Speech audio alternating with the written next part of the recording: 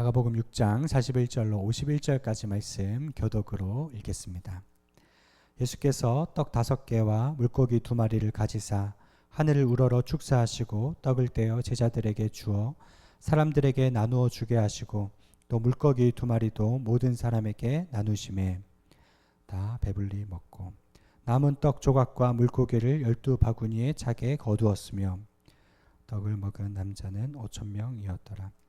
예수께서 즉시 제자들을 재촉하사 자기가 무리를 보내는 동안에 배 타고 앞서 건너편 벳세다로 가게 하시고 무리를 작별하신 후에 기도하러 산으로 가시니라. 저물매 배는 바다 가운데 있고 예수께서는 홀로 무태에 계시다가 바람이 거스름으로 사람 제자들이 힘겹게 노젓는 것을 보시고 밤 사경쯤에 바다 위로 걸어서 그들에게 오사 지나가려고 하시매 제자들이 그가 바다 위로 걸어오심을 보고 유령인가 하여 소리 지르니 그들이 다 예수를 보고 놀라미라. 이에 예수께서 곧 그들에게 말씀하여 이르시되 안심하라 내니 두려워하지 말라 하시고 함께 읽겠습니다. 배에 올라 그들에게 가시니 바람이 그치는지라 제자들이 마음에 심히 놀라니. 아멘.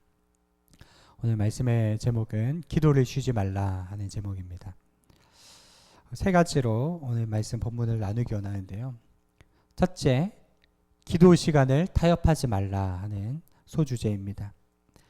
예수님이 베푸신 기적 중에 사람들이 가장 많이 환호했던 것이 오병이어 기적이었어요. 무리들이 아침부터 종일 예수님의 말씀을 듣느라 몹시 허기가 졌습니다. 그때 예수님이 제자들에게 너희가 먹을 것을 주라. 제자들이 저희에게는 돈이 없습니다. 그럼 너희가 가진 것이 무엇이냐? 물고기 2마리와 보리떡 5개입니다. 예수님께서 그것을 가지고 축사하시고 제자들에게 나누어 주라 하시니 5,000명이 먹고 12광주리를 나누었죠. 이 사건을 경험한 군중들이 굉장히 충격에 빠졌어요. 뭐라고 하느냐? 예수님을 왕으로 삼자. 적어도 예수님이 왕이 된다면 식량 문제는 없어질 것이고 더 나아가서 로마 제국의 압제에서도 벗어날 수 있을 것이다. 이런 생각을 했던 것이죠. 그러나 예수님은 그 인기에 머물러 있지 않으셨습니다. 열광하는 사람들을 떠나 산으로 가셨습니다. 믿음이 연약한 제자들은 배에 태워서 건너편으로 보내신 것이죠. 예수님은 사람들의 이목이 집중될 때마다 그 즐거움에서 벗어나 하나님과 독대하셨다는 거예요. 예수님이 공생을 시작하실 때 광야로 가사 40일간 금식기도 하셨죠. 또 마태복음 14장 13절에 세례 요한이 죽었다는 비통한 소식을 들었을 때도 빈들에 갔다. 빈들에서 뭘 하셨을까요? 홀로 말씀을 묵상하고 하나님께 기도하고 개인적인 시간을 가지셨다는 거죠. 또 누가복음 6장 12절에 12제자를 뽑기 전에도 산으로 가사 밤새도록 기도하셨다라고 되어 있습니다. 제자 하나 뽑는 것도 인간적인 생각으로 쉽게 하지 아니하시고 충분히 기도하셨어요. 철학기도 하셨다는 거예요. 예수님의 사역을 묵상해 보면 수면 위에 드러난 화려한 사역이 있지만 수면 밑에는 항상 하나님과 독대하신 내면적인 삶이 있었다는 겁니다. 예수님께서 우리에게 뭐라고 당부하셨는 줄 아세요? 마태복음 6장 6절 너는 기도할 때에 내 골방에 들어가 문을 닫고 은밀한 중에 계신 내 아버지께 기도하라. 은밀한 중에 계신 내 아버지께서 갚으시리라. 당시에는 길거리 어귀에 서서 기도하는 사람들이 많았습니다. 그래서 이 방에서 들어가라. 드러나지 않게 기도하라는 뜻도 있지만 원문에 문을 닫고 라는 말은 빗장을 지르다 라는 말이에요. 무슨 뜻이냐? 어떤 것에도 방해받지 않도록 안에서 문을 잠그라는 말입니다. 하나님과 1대1로 대화할 수 있는 그 누구도 무엇도 방해할 수 없도록 문을 걸어 잠그라 하는 뜻입니다. 여러분, 우리는 어떻게 기도해야 할까요? 예를 들어서 직장인이라면 점심시간에 하루나 이틀 정도 샌드위치 같이 간단한 거 먹고 영성의 오솔길을 좀 걸으면서 하나님과 교제할 수 있을 거예요. 학생이라면 휴대폰에다가 수업이 없는 날에 하나님과 만남이라고 해놓고요. 그날에는 좀 휴대폰 꺼놓고 하나님과 독대할 수 있는 거예요. 주부라면 아이들이 학교 간 그 시간에 집안일 잠시 미뤄두고 1시간이건 2시간이건 말씀과 기도로 하나님과 독대하는 시간을 반드시 가져야 한다는 것입니다. 예수님의 삶을 통해서 그것을 보여주셨죠. 제가 신학교 다닐 때 한국의 훌륭한 목사님들 자서전들을 보니까 모두 새벽의 사람들이었습니다. 그분들이 새벽마다 일어나서 말씀 묵상하고 글도 쓰고 하나님과 시간을 보냈더라고요. 저도 결단을 했어요. 새벽에 일어나서 말씀 읽고 글도 쓰고 그래야 되겠다. 그런데요, 그때부터 개인 시간 확보하는 일이 얼마나 치열한지 깨닫게 됐어요. 제가 신학교 기숙사에 살았는데 저녁 기도 시간만 되면 한유한 선교사나 친한 친구들이 찾아와서 탁구하자, 족구하자, 공으로 하는 거 다 좋아했거든요. 놀자고 찾아오는 겁니다. 밤늦게까지 친구들하고 놀고 야식도 먹고 하다 보면 지쳐가지고 저녁에 기도하지 못하고 새벽 기도 시간에 기도하러 나가면요, 조는 거예요. 그게 너무 고민이 되는 겁니다. 그래서 목요 철야 기도 시간에 멘토 권사님한테 나눴어요. 제가 이게 참 고민이 된다고. 친구가 좋은데, 노는 게 좋은데 또 기도 시간 확보를 못하겠고 어떻게 해야 될지. 권사님이요, 엄청나게 야단치는 겁니다. 세상에 사업하는 사람도 성공을 위해서 술도 절제하고 음식도 절제하고 잠도 절제한다. 하물며 주의 종 될 사람이 좋아서 우선순위를 분별하지 못하냐는 다는. 그럼 사람이 좋아서 술 마시자고 하면 술 마시겠네? 그럼 한도 끝도 없다라고 그렇게 꾸중을 하는 거예요. 제가 정신이 바짝 들더라고요. 기숙사로 돌아가서 이제 친구들이 찾아옵니다. 약속이 있어. 나 못 나가. 단호하게 거절하고 그 시간을 이제 지켰는데요. 아, 정신 차려야 기도할 수 있구나. 기도하는 것은 정말 이 일에 목숨을 걸어야, 생명 걸어야, 최우선 순위로 둬야 기도할 수 있구나 하는 거예요. 여러분, 오늘 말씀의 두 번째 소주제, 여러분, 하나님의 시간 확보하는 것이 여러분 최우선입니다. 하나님의 시간을 하나님께 드리라 하는 것이 오늘 말씀의 이야기예요. 예수님이 어떤 기도 시간대에 기도하셨는지 나와 있는데요. 47절 말씀 한번 읽어볼까요? 시작. 저물매 배는 바다 가운데에 있고 예수께서는 홀로 무태 계시다. 어떤 시간에 기도를 시작하셨습니까? 저물매. 해가 질 때 기도하셨다.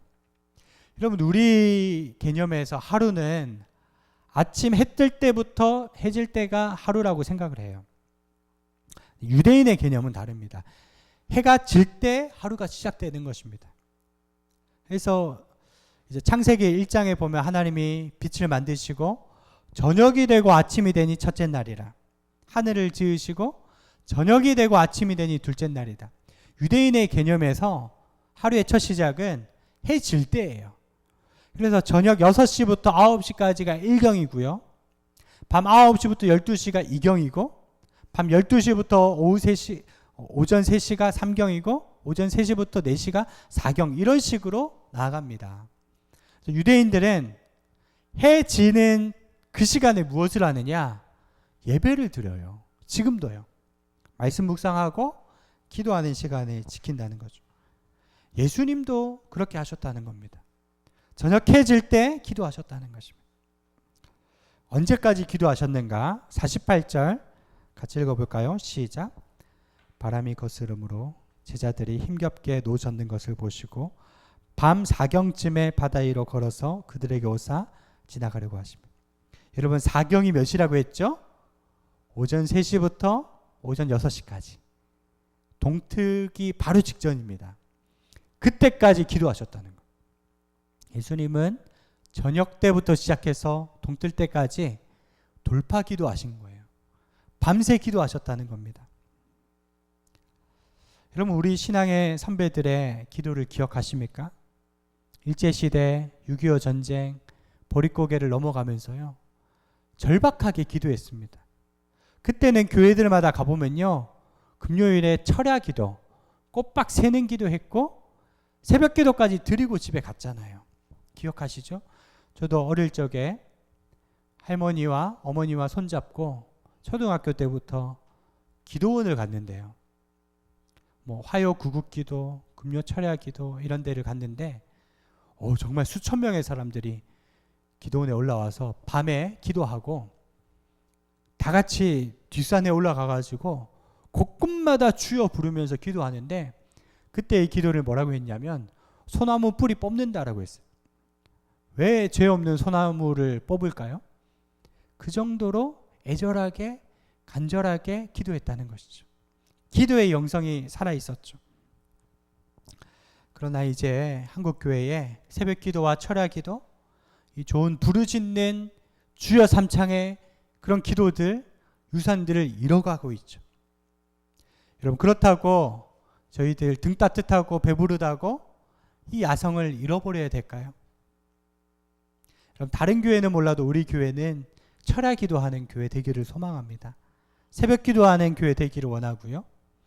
부르짖는 기도, 여러분, 우리가 그렇게 간절히 기도하면 약속이에요. 성령의 새바람은 반드시 일어나고 생명의 역사는 일어나게 돼 있습니다. 조선 초기 선교사님들 생각해 보면요, 그때는 더 어려웠어요. 선교사님들을 향해서 서양 귀신이라고 손가락질했고요. 남자들은 온갖 노름과 또 알코올 중독과 또 첩질하면서 정말 타락한 시대였어요. 여자들은 대우도 보았지 못하는 그런 어려운 상황이었지만 선교사님들은 오직 할 수 있던 게 기도밖에 없었습니다. 원산에서의 1903년에 그 기도를 시작으로 1907년도에 평양 대부흥이 일어나게 돼 있죠. 여러분, 종교개혁 시대도 굉장히 어두웠습니다. 특히 마틴 루터가 이렇게 기도하기가 얼마나 어렵고 어두웠는지 이렇게 얘기하더라고요. 조용히 혼자 하나님과 대화하려고 하면 기도 시작하기도 전에 5만 가지 회방꾼들이 한꺼번에 달려들었다. 사탄이 모든 이유를 총동원해서 기도를 지연시키려고 한다. 사방을 에워싸고 극렬하게 방해 공작을 펼치는데, 열심히 기도하기로 작정하는 그 순간 어마어마한 잡념이 달려들어 시작조차 못하게 늘어진다. 루터의 고백입니다. 여러분, 기도하려고 앉으면요, 온갖 생각이 다 드는 것입니다. 쿠팡 생각 들고요, 태무 생각 들고, 자녀 생각 들고요. 여러분, 기도에 생명이 있고 능력이 있다는 것을 마귀가 누구보다도 잘 알기 때문에 어떤 일이 있어도 기도에 집중하지 못하도록 하는 거예요. 여러분, 기도하면 어떠한 마귀의 시험도 이겨낼 줄로 믿습니다. 기도는 문제 있을 때만 기도하는 게 아니라 평안할 때 더 많이 해야 돼요. 여러분, 지금 우리 기도해야 합니다. 마틴 루터는 평소에 2-3시간 기도하다가 문제 있으면 4-5시간 기도했다고 하죠. 한번 건강을 잃으면 회복하기 쉽지 않듯이 평소에 기도하지 않으면 영적 근력을 잃어버리는 겁니다. 나중에 바이러스가 찾아오면 픽픽 쓰러질 수밖에 없는 거예요. 여러분, 문제가 생겨서 하는 기도를 불을 끄는 기도라고 하고, 문제가 없을 때 하는 기도를 집을 짓는 기도라고 해요. 여러분, 평소에 기도 많이 하면 든든하게 기초가 유지되어 있기 때문에 어떤 풍파가 와도 흔들리지 않는 줄로 믿습니다. 이 기도의 영성을 가지고 회복하시고 시험에 들지 않도록 늘 깨어서 기도하는 성도님들 되시길 축원드립니다. 오늘 본문의 마지막 3번째, 기도는 모든 불안을 잠잠케 한다는 거예요. 우리 49절 말씀 시작. 제자들이 그가 바다 위로 걸어오심을 보고 유령인가 하여 소리지르. 이것이 제자들의 믿음이었어요. 예수님이 오시는데 우리나라 말로 하면 귀신이다 소리 지르는 겁니다. 끝까지 예수님을 바라보지 못하고 자기 힘으로 문제 해결을 하려고 했고 이제 사경이 돼서 힘이 다 빠졌습니다. 그때 예수님이 위기 가운데 있을 때 급하니까 배가 없으니까 무리를 걸어오시는데 예수님을 보고도 극도로 흥분하고 두려워했다는 것입니다. 여러분 이것이 우리 문제 아닙니까? 기도가 부족하면 조그만 일에도 여러분 우리는 불안해하는 거예요. 코로나 시기에 한동안 교회 문을 닫을 수밖에 없었고 많은 성도님들이 참 답답해했습니다. 참 침체되고 병들고 힘든 성도들이 너무 많으니까 저는 부교육자로 사역하면서 기도해야 되겠다. 그래서 한 1000여 명 넘는 예배당이었는데 홀로 들어가서 거의 기도하는데요. 너무 무서워가지고 집중이 잘 안 되는 거예요. 그때 저희 첫째 딸이 2살이었는데 미나야 아빠랑 같이 교회 갈래? 간다는 거예요. 그래가지고 첫째 딸 손잡고 매일 교회 가서 예배당에서 기도하는데요. 놀랍게도 2살짜리 딸아이가 앉아있는데 무섭지가 않은 거예요. 그때 함께 그렇게 기도했던 좋은 추억들이 있습니다. 여러분 지금 풍랑이는 바다 가운데 왜 제자들이 두려워했습니까? 예수님이 계시지 않았기 때문이에요. 여러분 예수님이 주무실지라도 예수님이 그 자리에 계시면 불안하지 않습니다. 엄밀히 말하면 예수님이 그 자리에 계신 게 아니라 제자들 마음에 안 계신 거예요. 믿음이 없는 거죠. 여러분 정말 예수님이 안 계신 건가요? 예수님이 작은 동산에서 밤새도록 기도하면서 제자들을 지켜보고 계셨어요. 위급한 순간에 나타나신 거죠. 예수님이 함께 계셨다는 것입니다. 우리가 힘들고 힘에 부칠 때, 절벽 아래로 떨어질 것 같을 때 여러분 예수님이 계신다는 것을 믿음의 눈을 열어서 바라보셔야 됩니다. 그때 모든 불안과 절망은 다 사라지는 겁니다. 여러분 기도를 쉬면 사람이 무능해집니다. 그러나 기도하면 영적 권세가 생기고 어둠의 권세가 물러갈 줄로 믿습니다. 예수님이 변화산에서 기도하고 내려오셨을 때 귀신 들린 아들을 둔 아버지가 귀신을 쫓아달라고 했어요. 제자들이 쫓지 못했습니다. 예수님이 오시니까 귀신이 떠나간 거죠. 제자들이 물었어요. 예수님, 왜 저희는 안 됩니까? 기도 외에는 이런 유가 나갈 수 없느니라. 여러분, 기도하지 않으면 무능한 삶을 살 수밖에 없습니다. 마귀에게 농락받을 수밖에 없습니다. 기도를 쉬거나 기도의 분량이 차지 않으면 시험에 드는 일이 반복되는 거예요. 그러므로 시험에 들지 않도록 깨어서 기도하라. 시험에 드는 이유는 깨어서 기도하지 않기 때문입니다. 명심하시기를 바랍니다. 제가 요즘 뉴스를 보면서 정말 가슴을 칩니다. 13살 여자아이들이 한강에 있었다가 유흥업소 사장에게 잡혀가가지고 여러분 그 유흥업소에 감금되어서 여러분 그런 뉴스들을 보고 비행 청소년들이 놀이터에서 놀다가 아이들 내려오는 미끄럼틀에 그 날카로운 큰 가위를 꽂아 놓지를 않나. 참 이러한 세상 흉악하구나. 우리 아이들 어떻게 키울까. 참 그런 생각들을 합니다. 정말 깨어서 기도하지 않고는 이 어려운 세상 돌파하기가 어렵겠구나 이런 생각을 하는 거예요. 여러분 사복음서의 제자들 몇 시간 전까지만 해도 예수님의 오병이어를 체험했습니다. 몇 시간 만에 예수님을 까마득하게 잊어버린 거예요. 여러분 예수님은 그들을 끝까지 기다려 주셨습니다. 마침내 그들이 어떻게 변화되었죠? 초대교회에 큰 핍박이 올 때도 여러분 그 능력 받는 것을 감사히 여기며 천사 얼굴로 순교자의 자리에까지 서게 되었던 것입니다. 그 비결이 무엇입니까? 마가의 다락방에서 그들이 기도했고 그들은 끊임없이 기도하는 습관을 가졌기 때문입니다. 사랑하는 성도 여러분, 고난 가운데 있습니까? 상황이 어렵습니까? 물이라도 걸어서 오시는 예수님을 붙잡고 이 험한 인생길 걸어가시기를 축원드립니다. 기도하겠습니다. 하나님 아버지, 저희들 문제로 인해 불끄기에만 급급한 신앙 되지 않게 하소서. 영혼의 집을 견고하게 세우는 신앙 되기를 원합니다. 우리 교회, 우리 성도들 말씀이 흥황하여서 말씀의 부흥을 체험케 하시고 기도의 불이 꺼지지 않아서 기도의 산불로 우리의 가정과 우리의 자녀들 가운데 온전히 응답의 역사가 나타나는 것을 체험케 하여 주시옵소서. 감사드리오며 예수님의 이름으로 기도드리옵나이다.